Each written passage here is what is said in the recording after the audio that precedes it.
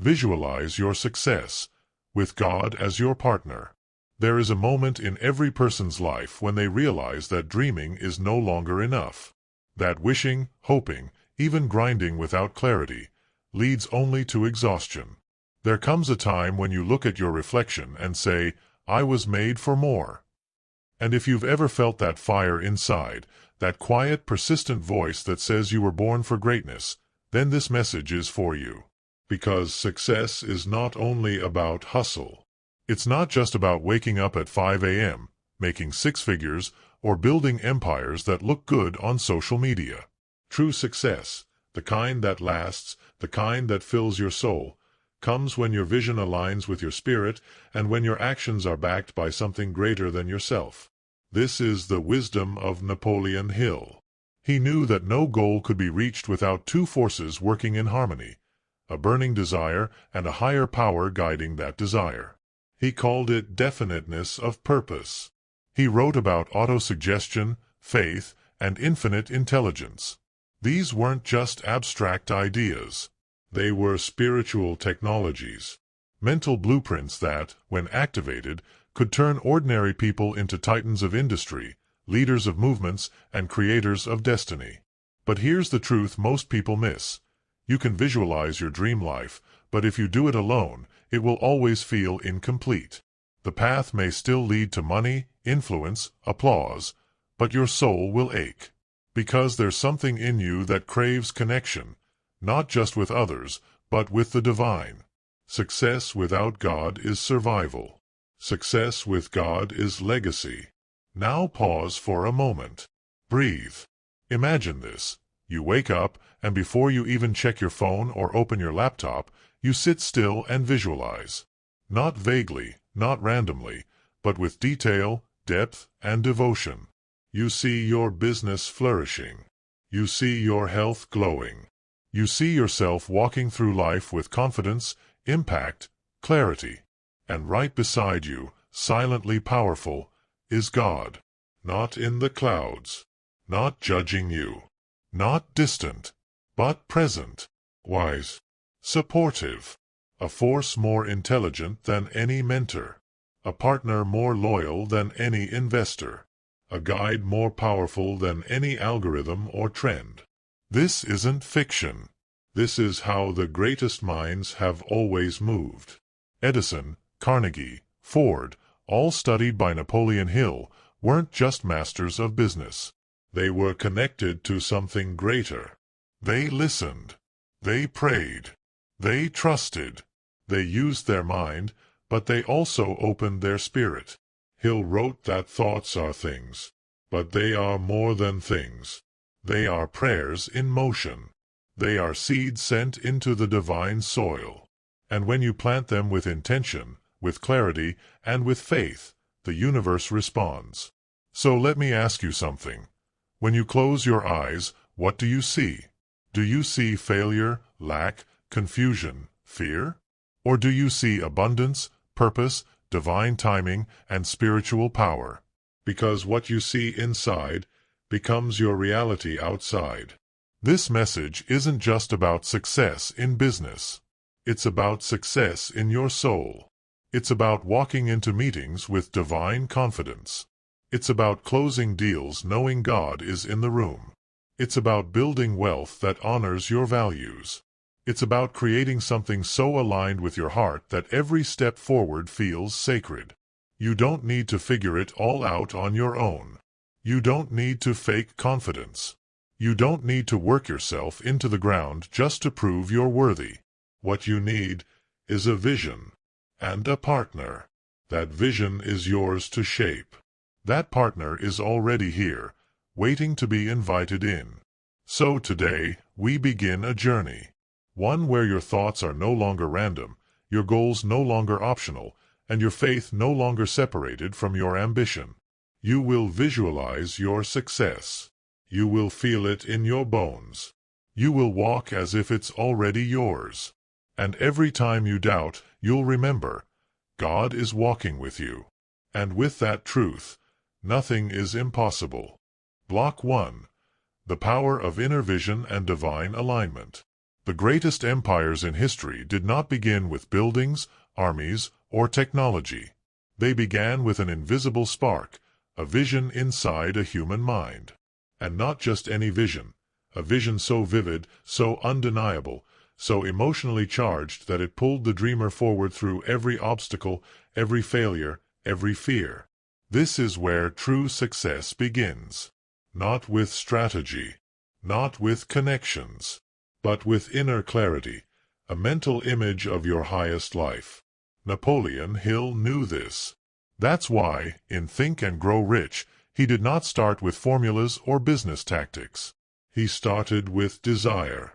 Burning desire. The kind of desire that wakes you up in the middle of the night and whispers, "You were made for more." But here's the truth many never understand. Desire alone is not enough. Vision alone is not enough. You can visualize all day, write goals, speak affirmations, and still remain stuck. Why?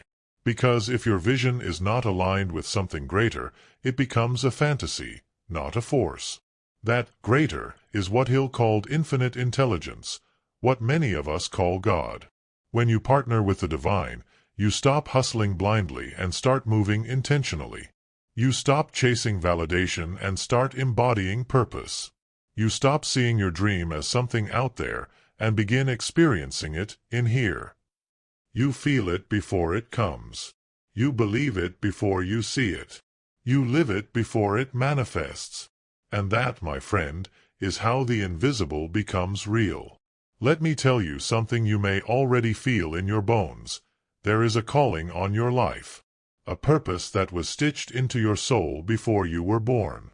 It doesn't matter where you come from, how many mistakes you've made, or how long you've been drifting. That purpose is still there, waiting for you to align your thoughts with divine intention. The first step is vision. But not a lazy daydream. Not a vague hope. I'm talking about a sacred vision, a clear, focused, emotionally charged mental image of the life you are meant to live. Can you see it? Can you close your eyes right now and see your business flourishing, not just with profits, but with impact? Can you see yourself walking into a room full of confidence, not arrogance, but that humble knowing that you are where you're supposed to be? Can you see your relationships thriving, your health radiant, your finances flowing, your soul calm? That's not just imagination. That is creation. That is your future calling you. But now, take it deeper. Can you feel God walking beside you in that vision? Can you imagine a presence guiding your decisions, calming your fears, protecting your steps? Not punishing you. Not judging you. But empowering you, walking hand in hand with you through every phase of your success. This is the shift most people never make. They separate their spiritual life from their business life. They pray on Sunday and panic on Monday. They talk to God in church, but forget Him in the office. And that's why they struggle. You were never meant to walk alone. Hill made this clear when he said, "Faith is the head chemist of the mind." But faith in what? Not just in yourself, not just in the process, but in the unseen force that is orchestrating everything for your highest good. Faith is not passive. Faith is power. It is the bridge between the invisible and the visible. And when your faith is rooted in divine truth, your vision becomes unstoppable. That's the secret behind every world-changing entrepreneur, artist, leader, and visionary. They didn't just visualize. They aligned. They weren't just focused. They were faithful. You can't build a skyscraper on shaky ground. You can't manifest $1 million business with a $10 mindset. And you can't walk into divine success with a disconnected spirit. You have to align. You have to bring your vision and your faith into union. You have to see it, feel it, believe it, and then move with the certainty that God Himself is your partner. Now, let's get practical. How do you begin? It starts with silence. Every morning. 10 minutes. Sit. Breathe. No phone. No noise. Just you, your breath, and your future.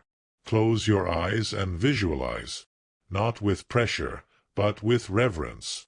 See your day ahead, the decisions you'll make, the people you'll meet, the problems you'll solve, the growth you'll create, the value you'll give, and over it all, see a divine light guiding your every step. This is not fantasy. This is mental architecture, and it's how all true success is built. From there you write your vision down every day, not just once, every single day. Hill called this autosuggestion. Today we call it scripting. But it's the same principle. What you repeat, you become. You don't just write what you want. You write what is already yours. You say it in the present tense. You make it real before it's real. And then, most importantly, you move. You take action as if it's already done. You show up to your business like it's already blessed. You speak to your clients like they're already loyal. You make financial decisions like you're already abundant. And every time fear creeps in, you return to your vision and your faith. Because this is not just business. This is spiritual warfare. This is not just strategy. This is soul alignment. This is not just productivity. This is destiny. When you understand this, your entire life changes. You no longer measure success by dollars, likes, or trophies. You measure it by peace, purpose, and progress. You no longer chase, compare, or panic. You center, listen, and move with clarity. You no longer feel alone. You walk with God. This is the foundation. Before we talk about money, goals, marketing, or mindset, we root ourselves in vision and faith. We understand that the internal creates the external, that the spiritual fuels the strategic, that divine alignment accelerates human ambition. You are not here to play small. You are not here to barely survive. You are here to shine, to rise, to lead. And the way you do that is to see it first, with your spirit, with your mind, with your heart, and to trust that what God has shown you in secret, He will reveal in public. So close your eyes again, breathe, and see it, because the rest of your life is waiting on the other side of that vision. Block 2. Faith-fueled action. Moving with divine confidence. You've seen it. You've visualized the life, the business, the calling. You've felt God's presence beside you. Now comes the second part, the part where most people freeze. Action. There is a dangerous myth in the modern world of self-help, the idea that visualizing your dream is enough. That if you meditate long enough, journal hard enough, or speak affirmations loud enough, things will magically shift. But Napoleon Hill made one truth absolutely clear. Faith must be followed by action. Bold, persistent, fearless action. And not just random activity. We're talking about faith-fueled action. Action rooted in spiritual certainty, not external validation. Action guided by inner knowing, not social pressure. Action that says, because I have seen it, I now move toward it, no matter what. Let's be honest, you will face resistance. Every great vision calls forth great opposition. The moment you commit to your purpose, life will test you. You'll feel doubt whispering in your ear. You'll encounter setbacks, critics, distractions. And in those moments, it will be tempting to shrink back, to question your path, your worth, your vision. But here's where everything changes. When you know God is with you, you stop negotiating with fear. You don't need every step mapped out. You just need one thing, trust. Trust that the vision in your heart came from a divine source. Trust that the path ahead will rise to meet your steps. Trust that nothing can stop what has been blessed by purpose. This is not blind faith. This is strategic spirituality. This is what separates dreamers from doers. You move even when you're scared. You speak even when your voice shakes. You build even when the outcome is uncertain. Why? Because faith isn't a feeling. It's a decision. And when you make that decision, everything begins to shift. Hill taught that the subconscious mind responds to repetition. That when we hold a thought long enough, with enough emotional energy, it begins to rewire our beliefs, our behavior, and our results. But repetition without action is self-delusion. It creates comfort zones, not transformation. So here's the truth. The moment you take action, even the smallest step, you activate a spiritual momentum that multiplies. Imagine this. You're terrified to launch your business. You feel unqualified. You don't have the perfect website, the polished brand, the ideal support. But you do it anyway. You launch. You post. You speak. You offer. And something powerful happens. Not just externally, not just sales or likes or attention, but internally. You feel alive. You feel aligned. You feel your spirit rising. Why? Because you're finally honoring the vision God gave you. That is the difference between surviving and thriving. Surviving is waiting for perfect. Thriving is acting with faith. Now, let's go deeper. What does faith-fueled action look like on a practical level? It looks like getting up early, not because of a productivity hack, but because your spirit is on fire with purpose. It looks like calling that client, sending that proposal, building that offer, not to prove your worth, but to serve with love and boldness. It looks like investing in yourself, in learning, coaching, mentorship, not out of desperation, but because you trust that your growth matters. It looks like showing up on social media with intention, not performance. Like creating content that heals, that leads, that teaches, even if only 5 people see it at first. It looks like honoring your word, keeping promises, holding integrity when no one's watching. These are not small things. These are spiritual disciplines. And over time, they build a momentum that no force on earth can stop. Napoleon Hill said, "Whatever the mind can conceive and believe, it can achieve." But let's take it one step further. Whatever the soul can conceive and the spirit can believe, it can manifest through divine alignment and relentless action. That's your edge. That's your secret weapon. That's what separates you from the masses. You're not just chasing success, you're embodying it. Because you walk with God. And when you walk with God, you walk in power. Now let's address something that paralyzes millions of visionaries: imposter syndrome. You visualize the dream, you've taken steps, but a voice inside keeps saying, "Who do you think you are? You're not qualified." They'll see right through you. Let me tell you something that will set your soul free. You are not chosen because you're perfect. You're chosen because you're willing. God does not call the qualified. He qualifies the called. And if you've been given a vision, that means you've been given permission. You don't need approval from the world. You don't need permission from society.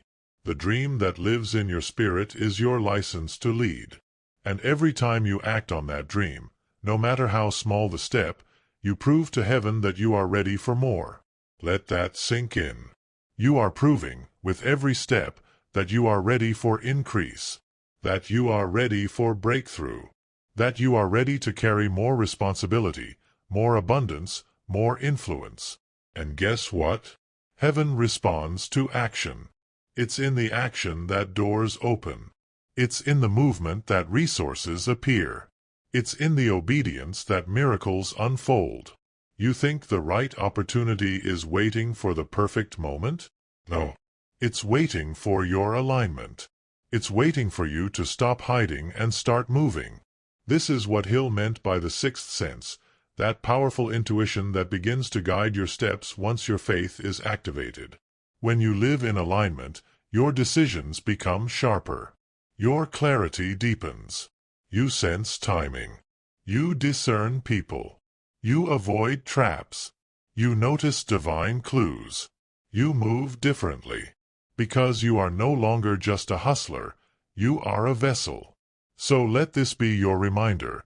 Your vision is holy. Your business is holy. Your mission is holy. Treat it as such. Stop waiting for permission. Stop apologizing for your ambition. Stop playing small because it makes others comfortable. Take up space. Speak boldly. Create unapologetically. Because the world needs what you carry. But it won't be easy. And it's not supposed to be. Every great calling comes with great pressure. Every breakthrough requires breaking something old. You will be stretched. You will be tested. You will be refined. But you will rise. Because faith-fueled action is not about hype. It's about honor. It's about showing up for what you believe in, every day, with discipline, joy, and holy fire. So don't wait until you feel ready. Don't wait until your fear disappears. Don't wait until you have all the answers. Move. Move because you've seen it. Move because God is with you. Move because your future is too important to delay. And when you do, the universe will rise to meet you. Block 3. Breaking mental chains. Reprogramming your mind for divine success. Before success manifests in the physical world, it must first be constructed in the invisible realm of thought. And before any real transformation can occur in your business, your relationships, or your bank account, it must first occur in your mind. Napoleon Hill taught this with absolute clarity. Your dominant thoughts, beliefs, and internal programming are the architects of your destiny.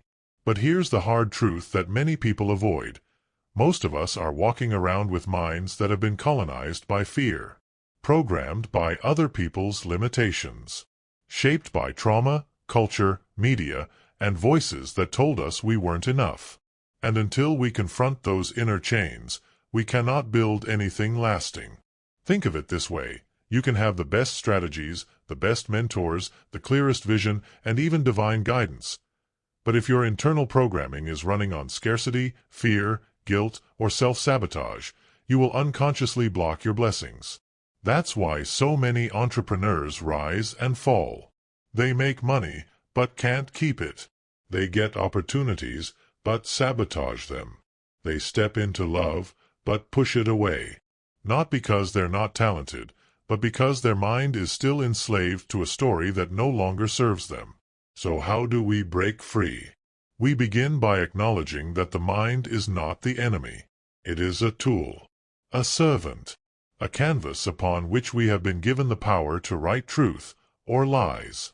Hill said it simply, "You are the master of your fate, the captain of your soul." That means you are not a victim of thought, you are the author of thought. But to reclaim that authorship, we must first confront the scripts we've inherited.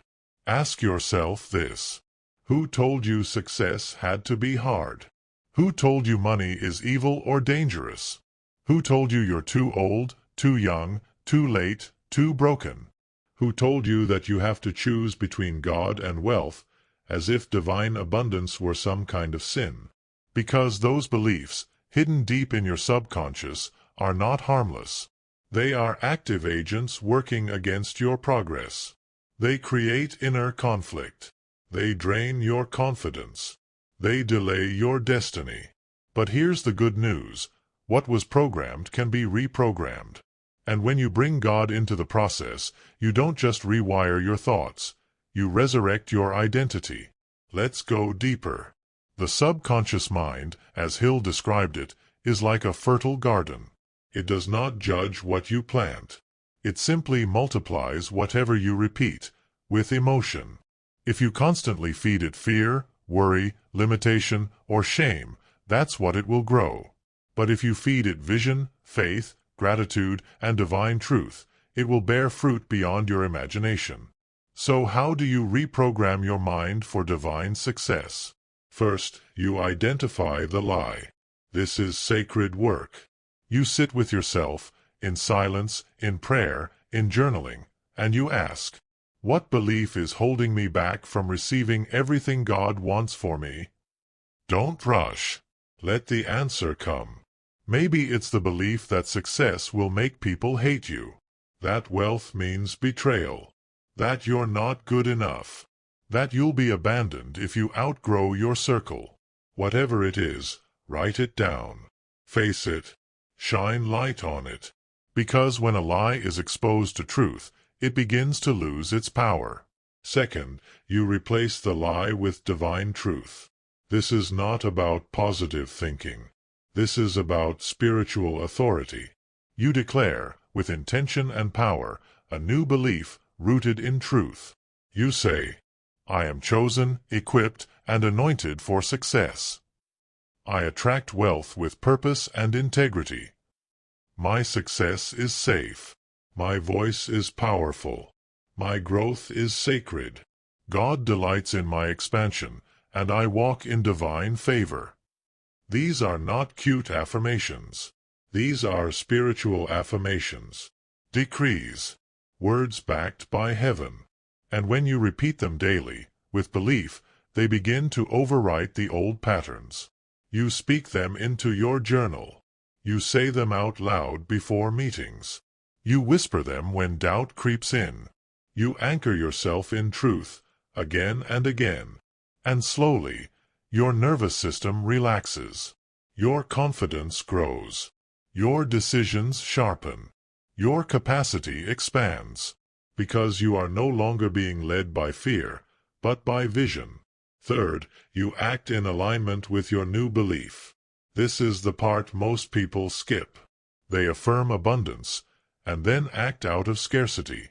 They declare favor, but say no to opportunities. They write down goals, but never move with boldness. That's spiritual confusion. If you want divine success, you must become congruent, in mind, in word, in action. If you say, I am a leader, then lead. If you say, I trust God, then act like it. If you say, my voice matters, then speak. If you say, I am worthy of wealth, then receive without apology. This is how you rebuild your mind. This is how you break generational patterns. This is how you become the person your future needs. But there's one more piece. Perhaps the most important. You must forgive yourself. Too many people sabotage their future because they are punishing themselves for the past. They don't believe they deserve success. They feel guilty for mistakes. They shrink because of shame. But the divine doesn't work through condemnation. It works through redemption. God does not hold your past against you. So why do you? Every time you visualize your future, but disqualify yourself because of your past, you are rejecting the very grace that was meant to set you free. Let it go. Forgive the version of you that didn't know better. Forgive the moments when fear led you. Forgive the choices that weren't aligned. And then rise. With new beliefs. With new authority. With a reprogrammed mind. Because the person you are becoming, the one who walks with God, who moves in purpose, who builds with vision, is more powerful than anything you've ever lost. That's what Hill meant when he said the only limitations are the ones we set up in our own minds. And those limitations, they end today. So here's your invitation. Start thinking in alignment with your destiny, not your history. Start building with heaven's blueprint, not the world's doubt. Start seeing yourself the way God sees you, capable, worthy, favored. And then act accordingly. Because your thoughts are not just habits. They are the seeds of your future. And the future is calling you. Loudly. Urgently. Divinely. Block 4. Building a life that honors the vision. Success without meaning is a trap. We've seen it 1,000 times. The millionaire who feels empty, the entrepreneur who burns out, the influencer with millions of followers and no peace. The world teaches us to chase outcomes, money, power, applause, but forgets to teach us how to build a life that actually honors the vision we carry in our soul. And that's where this journey becomes sacred. Because visualizing success is not just about manifesting money or power, it's about creating a reality that is worthy of your highest self. It's about aligning your lifestyle, your business, and your relationships with the values that God has placed in your heart. This is the path of divine entrepreneurship. This is the calling of the spiritual builder. This is where ambition meets alignment. Napoleon Hill knew this. He wrote about riches, yes, but always within the context of definiteness of purpose, of organized planning, of accurate thinking. He never separated wealth from responsibility, or desire from moral clarity. Hill believed that a vision not rooted in service was doomed to self-destruction. So let's ask a deeper question. What kind of life are you actually building? Not the one you post about. Not the one that impresses strangers. But the one you wake up to. The one your soul sleeps in. The one your children feel. The one God sees. Because success that costs you your peace is failure in disguise. And wealth that pulls you out of integrity is not abundance, it's spiritual bankruptcy. Let's break this down into something practical, something you can apply. Step 1. Define what success means for you.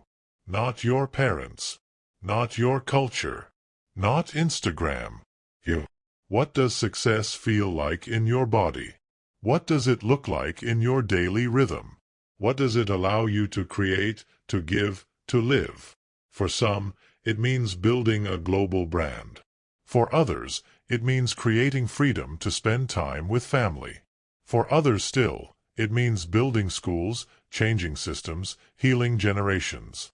The point is not the scale. The point is the alignment.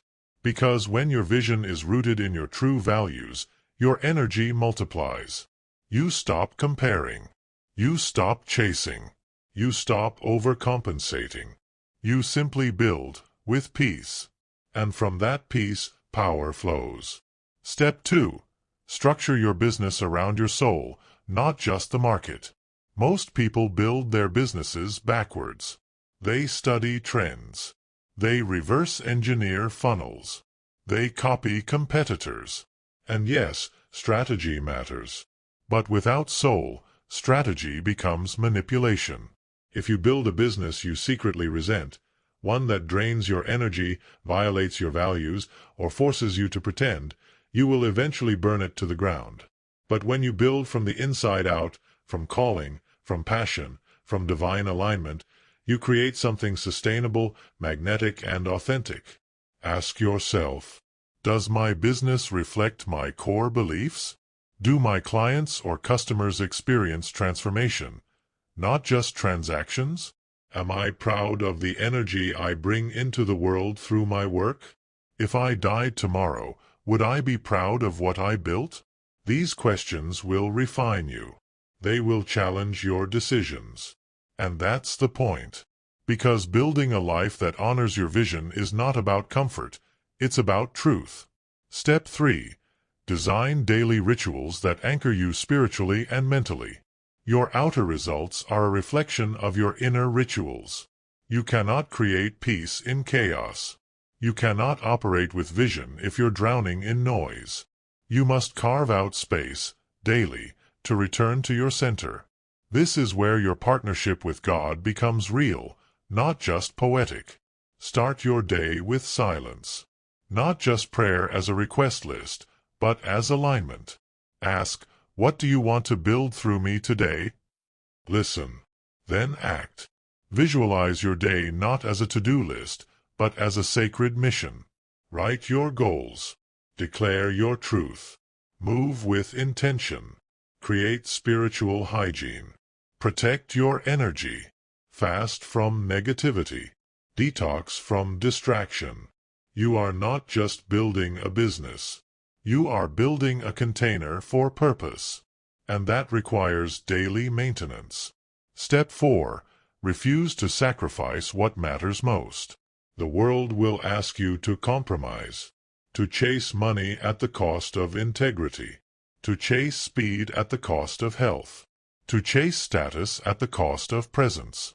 And if you don't know what you're unwilling to trade, the world will decide for you. Draw the line.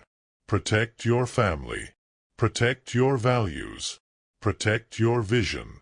There will be seasons of hustle. There will be long nights, hard calls, stretching decisions. But none of those should violate your soul. You can grow and rest. You can scale and still love deeply. You can win and still be kind. You can rise without losing your roots. But only if you decide ahead of time what success will never cost you. Step 5. Use your success as a weapon of light. This is where it gets powerful. Once you start to see results, financial increase, influence, breakthroughs, the world will try to turn you inward. Make you obsessed with image, with accumulation, with competition. But you must resist. Because your success is not just for you, it's through you. It's a tool, a weapon, a voice, a lighthouse. Your wins are meant to pull others into possibility. Your story is meant to remind others what God can do. Your prosperity is meant to fund purpose. So give, mentor, tithe, teach, serve. Don't hoard your wins, multiply them. Don't just celebrate in silence, testify. Don't just rise, lift. This is what Napoleon Hill meant when he said success demands a definite major purpose. Not a selfish one, a spiritual one. One that outlives you. One that transcends ego. One that changes lives. And that's how you build a life that honors the vision. Not just a life that looks good, but one that feels good. One that sings with purpose. One that walks in truth.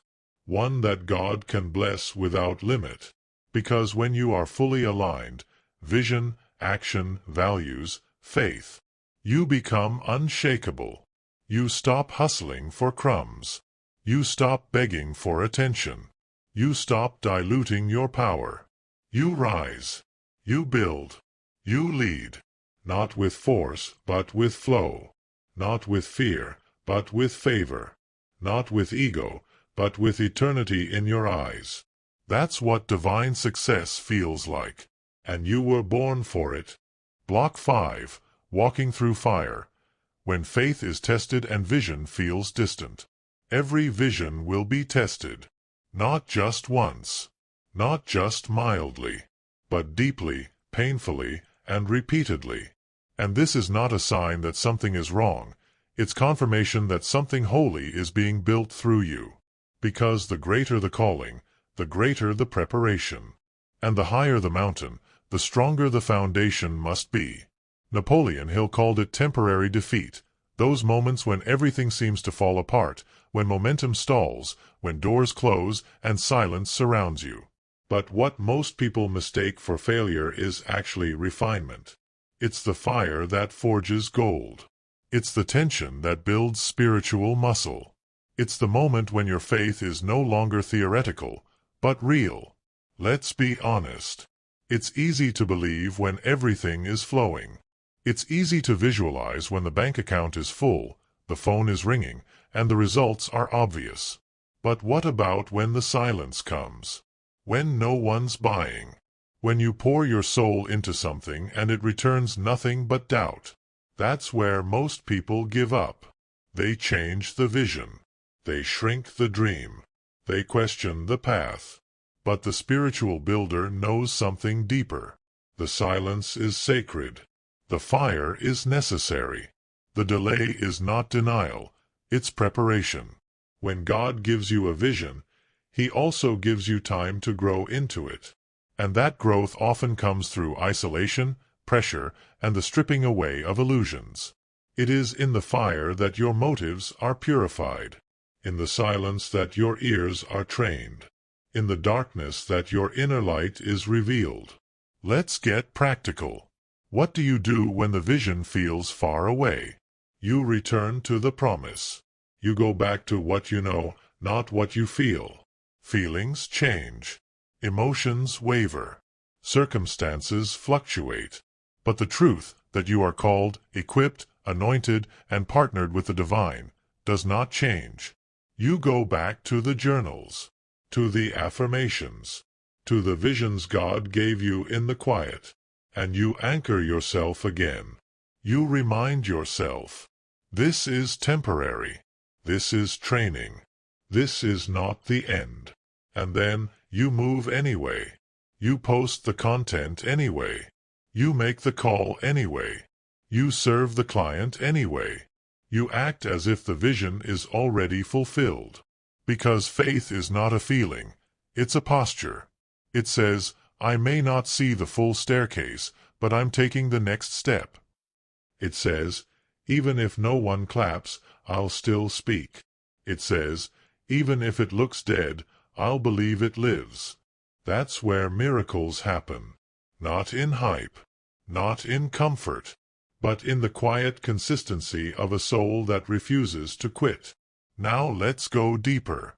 Sometimes the fire doesn't just test your faith, it breaks your identity. You begin to wonder, maybe I'm not that person. Maybe I'm not the one. Maybe I misunderstood. And this is where you must remember, the vision wasn't your idea, it was God's. You didn't choose the dream. It chose you. It was planted in you. It was knit into your DNA before you took your first breath. So when life gets hard, that doesn't mean the dream is wrong. It means you're getting stronger. Look at every spiritual leader in history. Moses, David, Esther, Joseph, Paul.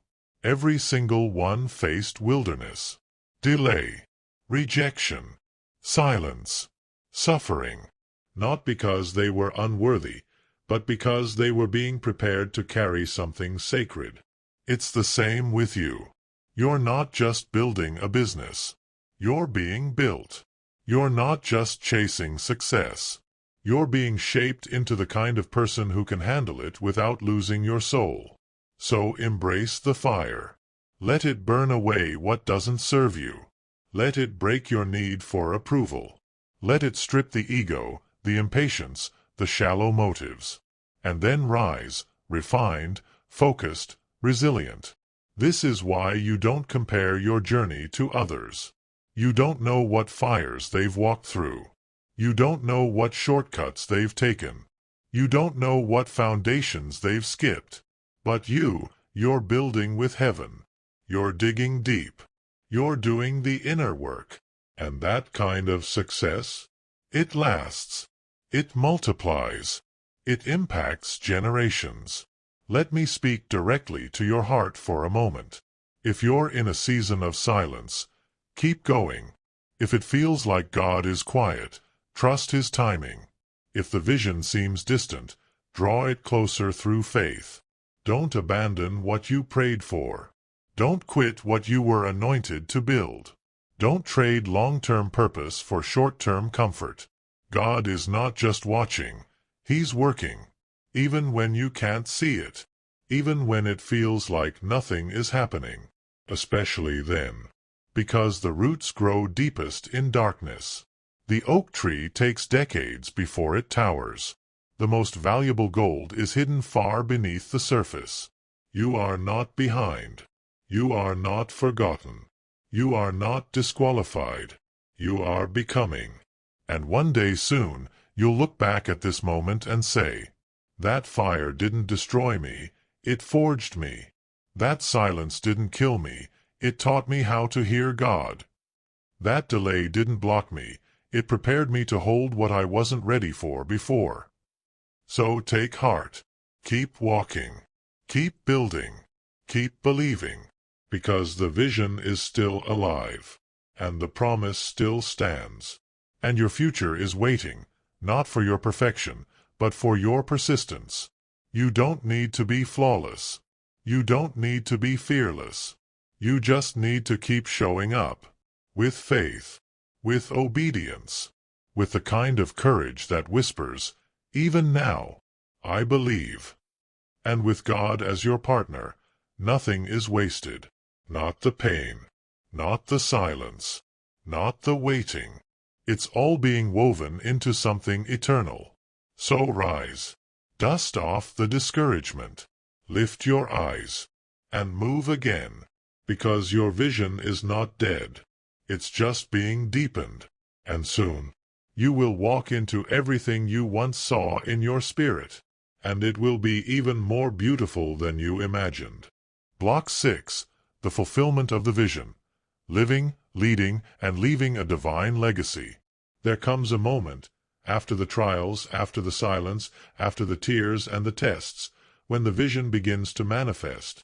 Not in a flash of fireworks, not in a storm of applause, but in quiet confirmation.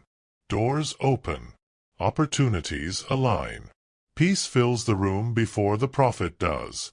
You look around and realize, this is it. Not just the money, not just the milestone, but the feeling, the knowing, the deep, unshakable truth that you are living inside what you once saw only in your mind. And it humbles you, because you remember the fire. You remember the nights you nearly quit. You remember praying through doubt, speaking through fear, walking in faith when nothing made sense. And now you are here. Not because you were perfect, not because you had it all figured out, but because you refused to let go of the vision, because you walked with God through every valley, because you believed. That's what divine success looks like. It's not loud. It's not desperate. It doesn't need to prove anything. It's anchored. It's peaceful. It's true. And now, with everything you've built, the business, the influence, the impact, a new question rises. What will you do with it? Because the highest form of success is not accumulation, it's contribution. Not just wealth, but legacy. Not just achievement, but alignment until the end. Napoleon Hill didn't write Think and Grow Rich for one generation.